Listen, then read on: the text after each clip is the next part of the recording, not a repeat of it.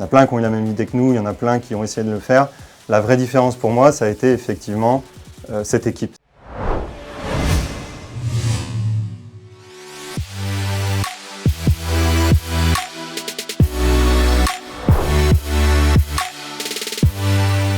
Pour moi, une équipe, c'est avant tout des personnes qui ont des convictions assez proches et qui en décident de faire le moteur, en tout cas, de leur travail au jour le jour et qui cherchent à atteindre un objectif commun qui va être la raison d'être de sa boîte. Donc, nous, chez Latitude, on a décidé de changer et de réinventer la tech pour la mettre au service de l'intérêt général, mais je pense qu'il y a des moteurs différents chez chacun et chacune et c'est surtout de pouvoir les exploiter.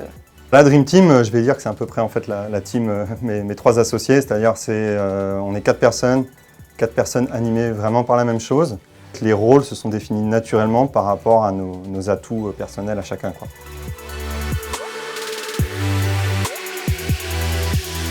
C'est important d'avoir une bonne équipe déjà parce qu'on va rencontrer tout un tas d'obstacles et d'enjeux. Et donc d'être entouré de personnes auprès desquelles on va pouvoir en tout cas venir chercher certaines clés de réponse. Quand on a une équipe avec laquelle on se sent soutenu, on arrive à emmener les projets beaucoup plus loin et du coup le niveau de fierté qu'on en retire qui est aussi corrélé à ce qu'on arrive à faire n'est que plus élevé finalement.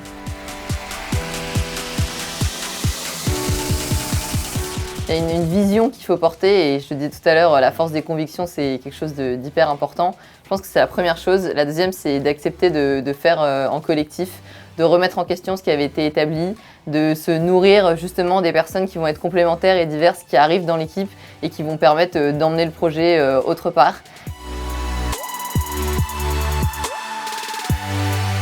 L'idée, c'est pas que tout le monde soit au courant de tout. Mais l'important, c'est que tout le monde soit capable de distiller à toutes les autres personnes qu'est-ce qui est en train de se passer, qu'est-ce qu'on veut faire, où on veut aller. On valorise beaucoup ce qu'on appelle le ownership, la responsabilité, la capacité de prendre des décisions. On ne va pas être dans une position où on va me solliciter pour trancher. On va forcer les personnes à prendre une décision, la mûrir, l'exposer, la défendre. Je pense que ça enlève beaucoup de soucis. Alors, je ne sais pas si c'est des dirigeants, mais en tout cas des personnes qui sont en position de leadership, qui ont l'impression de devoir prendre des décisions sur tout. C'est beaucoup plus sain et beaucoup plus efficace d'avoir la prise de décision au plus près des personnes qui travaillent sur le terrain.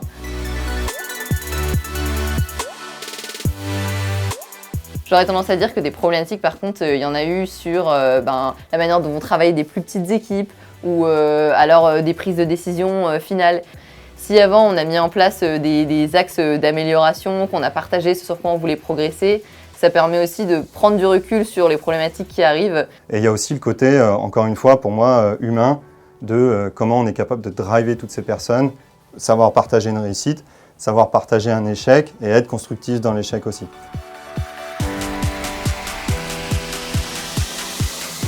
Avant toute chose, il faut prendre du plaisir dans ce qu'on fait. Tant que je prends du plaisir à résoudre les nouveaux problèmes qui nous tombent dessus, je continue, je suis hyper investi dedans et je réfléchis même pas. Et si à un moment, cette ligne rouge-là commence à être traversée, je me remettrai en question. Est-ce que parce que je n'ai plus les compétences, je n'arrive pas à surpasser ça, ou est-ce qu'il faut mettre quelqu'un d'autre à ma place? Donc ça reboucle sur l'humilité, encore une fois. Le conseil, c'est de travailler avec des gens qui sont différents de vous, qui vous inspirent, qui sont meilleurs que vous. Pour moi, l'humain, c'est le plus important. En fait, c'est pas possible. C'est la dernière chose qu'on peut mettre sous le tapis. Et à partir du moment où il y aura des problématiques, si on est entouré d'une équipe dans laquelle on a confiance et en laquelle on croit, tout va bien se passer.